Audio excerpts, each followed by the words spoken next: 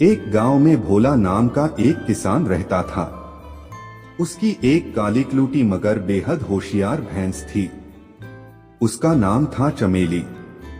चमेली इतनी होशियार थी कि दरवाजा खुद खोल लेती, कुएं से पानी निकालने की कोशिश करती और मौका मिले तो खेत से गन्ना भी उखाड़कर खा जाती।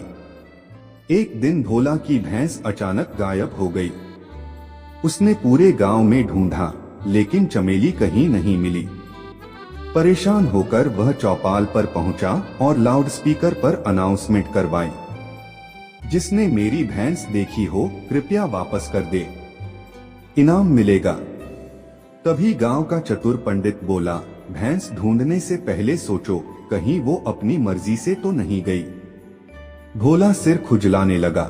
तभी उसका दोस्त रामू हंसते हुए बोला, क्यों बे, कहीं भैंस पढ़ लिख कर शहर तो नहीं भाग गई।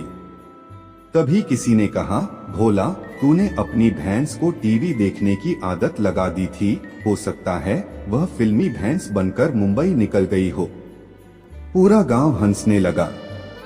तभी एक लड़का दौड़ता हुआ आया और बोला, काका, आपकी भैंस तो हलवाई की दुकान पर जलेबी खा रही है। भोला वहां भागा और देखा कि चमेली बड़े मजे से जलेबियां चबा रही थी। भोला हंसते हंसते लोटपोट हो गया और बोला, अरे चमेली, अब तुझे चारा नहीं, जलेबी ही खिलानी पड़ेगी।